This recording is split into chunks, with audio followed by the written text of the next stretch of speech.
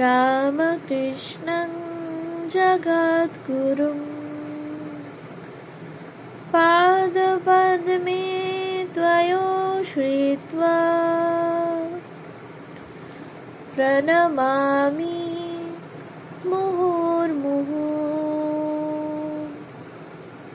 পূজনীয় শ্রীযুক্ত মানদাশঙ্কর দাশগুপ্তের লেখা গ্রন্থ শ্রী শ্রীমা সারদামণি দেবী গ্রন্থ থেকে পাঠ। পৃষ্ঠা সংখ্যা 124, দ্বিতীয় একাদশ বৎসর 1898 থেকে 1909। 10/2 নং বোসপাড়া লেনের বাড়িতে 1898 থেকে 1899। 1898 খ্রিস্টাব্দের মার্চ মাসে বা তাহার অল্প কিছু পূর্বে মা জয়রামবাটি হইতে কলকাতায় ফিরিয়া বাগবাজারের 10/2 নং বোসপাড়া লেনের বাড়িতে বাস করেন। ওই সময়ে অনেকগুলি বিশেষ বিশেষ ঘটনা ঘটে, তাহা আমরা নিম্নে সংক্ষেপে লক্ষ্য করিলাম। 10/2 নং বোসপাড়া লেনের বাড়িতে স্বামী যোগানন্দ একতলায় থাকিয়া মার সেবা কার্য পরিচালনা করিতেন। মা দোতলায় থাকিতেন। এই বাড়িতে সারদা মহারাজের স্বামী ত্রিগুণাতীত ভাই শ্রীযুত আশুতোষ মিত্র 1898 খ্রিস্টাব্দের 22 এপ্রিল তারিখে মাকে প্রথম দর্শন করেন। তারপর এই বাড়িতেই 15 মে তারিখে 1898 মা তাহাকে দীক্ষা দেন। দুইটি ঘটনাই নানা কারণে বিশেষভাবে লক্ষণীয় এবং উহার বিস্তৃত বিবরণ আমরা পরে যথাস্থানে পাইব। তবে ইহা এখানে উল্লেখযোগ্য যে দীক্ষালাভের কয়েক বৎসর পরে 1904 সনে আশুবাবু মার সেবার কাজে নিযুক্ত হন এবং তারপর প্রায় 7-8 বৎসর কাল মাঝে মাঝে তাহার সেবকের কার্য করিয়াছেন। তিনি তাহার শ্রী মা পুস্তকে এই কালের ও তাহার কয়েক বৎসর পূর্বের কতকগুলি অমূল্য বিবরণ লিপিবদ্ধ করিয়া শ্রী শ্রী মায়ের ভক্তদিগকে চিরকৃতজ্ঞতা পাশে আবদ্ধ করিয়াছেন। তিনি এই পুণ্যকার্য না করিলে ওই সকল বিবরণ অন্য অনেক কিছুর ন্যায় চিরকালের জন্য বিলুপ্ত হইত।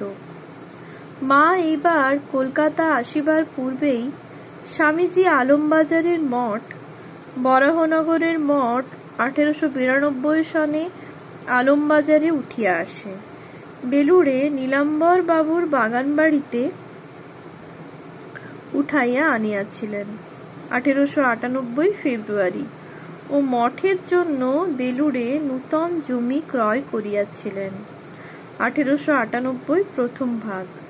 মা কলকাতায় আসিলে স্বামী যোগানন্দ ও কৃষ্ণলাল মহারাজ একদিন সকালবেলা 1898 এপ্রিলের শেষ সপ্তাহ তাহাকে মঠে লইয়া আসেন। সঙ্গে গোলাপ্পা। মা ওই দিবস সমস্ত দিন মঠে থাকেন, মঠের প্রতিষ্ঠিত ঠাকুরের পূজা করেন ও বৈকালবেলা স্বামী ব্রহ্মানন্দের অনুরোধে মঠের নূতন জমি পরিদর্শন করেন। ইহারও বিস্তৃত বিবরণ আমরা পরে দেখিতে পাইব। এই সময়ে স্বামীজির পাশ্চাত্য ভক্ত মিসেস সারা বুল, মিস ম্যাকলাউড ও ভগিনী নিবেদিতা মিস মার্গারেট নোবেল মঠের নূতন জমির উপরিস্থিত একটি পুরাতন একতলা বাড়িতে বাস করিতেন।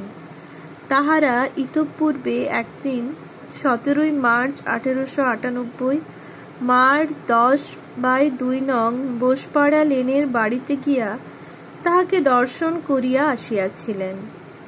তাই মা মঠের জমি পরিদর্শন করিতে আসিলে তাহারাই সঙ্গে থাকিয়া তাহাকে ওই জমি দেখান।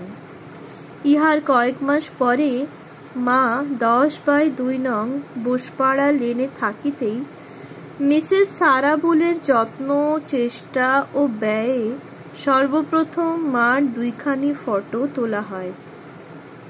1898 দুইখানি ধ্যান মূর্তি, বর্তমানে উহার একখানিরই সর্বত্র পূজা হইতে দেখা যায়। সম্ভবত এই ফটোখানি দেখিয়াই মা পরবর্তীকালে বলিয়াছিলেন, হ্যাঁ এটি ঠিক, তবে পূর্বে আরো মোটা ছিলুম। যখন ছবি ওঠায় তখন যোগিনীর অর্থাৎ যোগানন্দ স্বামীর খুব অসুখ। এই অসুখেই যোগীন মহারাজ দেহ রাখেন।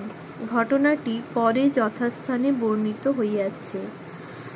তার জন্য ভেবে ভেবে শরীর শুকিয়ে গেছিল, মন ভালো নয়। যোগিনীর অসুখ বাড়ছে তো কাঁদছি, আবার যোগিন ভালো থাকছে তো ভালো থাকছি। সারা মেম, মিসেস সারা বুল এসে এইটি ওঠালে। আমি কিছুতেই দেব না। সে অনেক করে বললে, মা আমি আমেরিকায় নিয়ে গিয়ে পুজো করব। তাই শেষে এই ছবি ওঠায়। 1898 সনের অক্টোবর মাসে 10/2 নং বোসপাড়া লেনের বাড়িতে একটি চমকপ্রদ ঘটনা ঘটে। বিশ্ববিজয়ী স্বামী বিবেকানন্দ কাশ্মীর হইতে ফিরিয়া মাকে প্রণাম করিতে আসিয়াছেন। মা পূর্ববারের ন্যায় একখানি চাদরে আবৃতা হইয়া ঘরের এক কোণে দাঁড়াইয়া। স্বামীজি প্রণাম করিলে তিনি দক্ষিণ হস্ত দ্বারা তাহার মস্তক স্পর্শ করিয়া আশীর্বাদ করিলেন। কিন্তু স্বামীজি ক্ষুব্ধ শিশুর ন্যায় অনুযোগের সহিত বলিলেন, মা এই তো তোমার ঠাকুর। কাশ্মীরে এক ফকিরের চেলা আমার কাছে আসতো বলে ফকির আমায় শাপ দিলে 3 দিনের মধ্যে পেটের অসুখে আমাকে ও জায়গা ছেড়ে যেতে হবে। আর শেষে কিনা তাই হলো। আমি পালাবার পথ পাই না। ঠাকুর তো মার কিছুই করতে পারলে না। মা কৃষ্ণলাল মহারাজের দ্বারা উত্তর দেওয়াইলেন, বিদ্যা বিদ্যা মানতে হয় বই কি বাবা, সব বিদ্যাই বিদ্যা। ওরা তো আর ভাঙতে আসেন না। আমাদের ঠাকুর তো হাঁচি টিকটিকি পর্যন্ত মেনেছেন। শঙ্করাচার্যও তো শুনতে পাই নিজের শরীরে ব্যাধি আসতে দিয়েছিলেন। তোমার শরীরে রোগ আসা আর ঠাকুরের নিজের শরীরে আসা একই কথা। কিন্তু স্বামীজি ইহাতে সন্তুষ্ট না হইয়া বলিলেন, ও তুমি যাই বলো না কেন, আমি তোমার কথা মানি না। বামুনটা কিছুই নয়। মা উত্তর দেওয়াইলেন, না মেনে থাকবার জো আছে কি বাবা, তোমার টিকি যে বাঁধা। কথাটি শুনিয়া স্বামীজির 2 চোখ জলে ভরিয়া উঠিল। তিনিই না কত স্থানে কত বক্তৃতায় বলিয়াছেন, সৃষ্টির এলাকা নিয়মের এলাকা, নিয়মের মধ্য দিয়াই নিয়মাতীত রাজ্যে যাইবার পথ। আমাদের দেহ মন নিয়মে বাঁধা ইত্যাদি। কিন্তু আজ তাহার একই ভ্রান্তি। তিনি সজল নয়নে 2 হাতে কিছুক্ষণ মায়ের চরণোদ্বয় জড়াইয়া ধরিয়া রহিলেন এবং তারপর নিচে নামিয়া আসিলেন। শ্রীমা। ঘটনাটি হইতে আমরা বারেকের জন্য মায়ের অন্তরের প্রদীপ্ত জ্ঞান শিখার একটা পরিচয় পাই। আমাদের মনে সততই প্রশ্ন ওঠে, অজানিতা আপাত অশিক্ষিতা অথচ অসামান্যা অন্তঃপুরবাসিনী কে ইনি? স্বামী বিবেকানন্দের মতো মহাজ্ঞানী দিগ্বিজয়ী মহাপুরুষও তাহার পদতলে বসিয়া শিশুর ন্যায় কথা কহিতেছেন। যাহা হোক, এই ঘটনার পরে 1898 খ্রিস্টাব্দের নভেম্বর মাসের প্রারম্ভে সিস্টার নিবেদিতা মার বাড়িতে 8-10 দিন থাকেন। এই সময়ে তাহাকে সেখানে একখানি ঘর খালি করিয়া পৃথকভাবে থাকিতে দেওয়া হয়। তারপর তিনি একটি বালিকা বিদ্যালয় স্থাপন করিবার উদ্দেশ্যে নিকটবর্তী 16 নং বা বোসপাড়া লেনের বাড়িতে উঠিয়া যান। কিন্তু তখনও তিনি প্রায় প্রতিদিন সমস্ত বৈকাল বেলাটা মার কাছে আসিয়া কাটাইতেন। পরে যখন গরমের সময় আসিল, তখন তিনি মায়ের আদেশে রাত্রে তাহার বাড়িতে আসিয়া শুইতেন। কিন্তু এইবার তিনি আলাদা থাকেন নাই। মার সঙ্গে মেয়েরা যে ঘরে মেঝের উপর সারি সারি মাদুর পাতিয়া বিছানা করিয়া শুইতেন, নিবেদিতাও সেই ঘরে সকলের সহিত একত্রে ওই একই প্রকার শয্যায় শয়ন করিতেন। নিবেদিতা তাহার এই নিজ অভিজ্ঞতা হইতে এই সময়ে যে বিবরণ লিখিয়া গিয়াছেন, তাহা হইতে মার বাড়ির সম্বন্ধে কতকগুলি মূল্যবান সংবাদ পাওয়া যায়। কলকাতার বিভিন্ন ভাড়াটিয়া বাড়িগুলিতে মা কাহাদের লইয়া কিভাবে বাস করিতেন তাহা জানিবার কৌতূহল হইলেও আমরা এই পর্যন্ত তৎসম্বন্ধে বিশেষ কিছুই জানিতে পারি নাই। নিবেদিতার বিবরণ হইতে আমরা সর্বপ্রথম ওই বিষয়ে একটা সুস্পষ্ট ধারণা পাই। অবস্থা অনুসারে ইহা অনুমান করা যায় যে 1887 সন হইতে শ্রীমতী রাধুর জন্মকাল পর্যন্ত 1900 খ্রিস্টাব্দ মার কলকাতার বাড়ির জীবনধারা অনেকটা এই ধরনেরই ছিল। সিস্টার নিবেদিতা লিখিয়াছেন, মার বাড়ির নিচের তলায় সদর দরজার পার্শ্বের একখানি ঘরে একজন অতি কঠোর তপস্বী সাধু স্বামী যোগানন্দ থাকিতেন।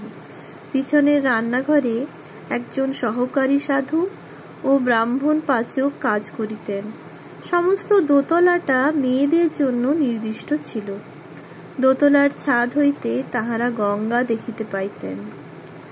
মেয়েদের মধ্যে যাহারা বেশি কম নিরবচ্ছিন্নভাবে এই বাড়িতে মার সহিত বাস করিতেন, তাহাদের নাম গোলাপমা, যোগিনমা, লক্ষ্মী দিদি, গোপালের মা ও আরও কয়েকজন।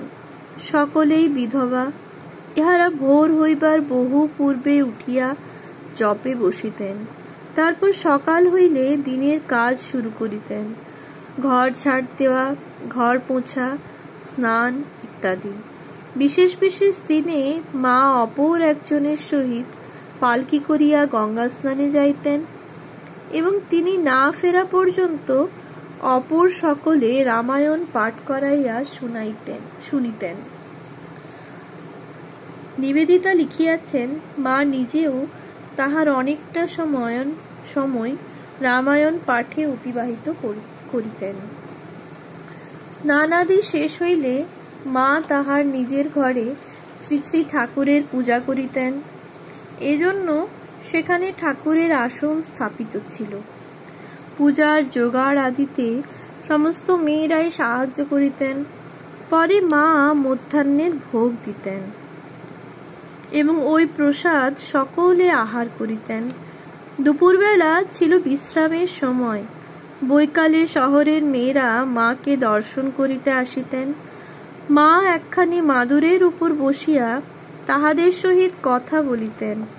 ছেলেরা সপ্তাহে 2 দিন মায়ের দর্শন পাইতেন। ইহাদের অধিকাংশই ছিলেন ঠাকুরের সন্তান অথবা নূতন সন্ন্যাসী বা ব্রহ্মচারী। বেশিরভাগই মার কাছে দীক্ষিত। ইহাদের কেহ উপদেশ চাহিলে মা কোনো প্রাচীনাকে দিয়া উত্তর দেওয়াইয়াতেন। যখন কোনো দর্শক বা বাহিরের লোক থাকিত না, তখন মার ওখানে নানা রকমের কথাবার্তা ও হাসি আনন্দ চলিত। যোগিনমা ছিলেন সকলের চাইতে অধিক শিক্ষিতা। তিনি পুরাণের গল্প বলিতেন। লক্ষ্মী দিদি আবার ওই সকল অথবা অন্য যাত্রা, গান প্রভৃতির অভিনয় করিয়া সকলকে আনন্দ দিতেন। তাহার বয়স তখনও বেশ কম।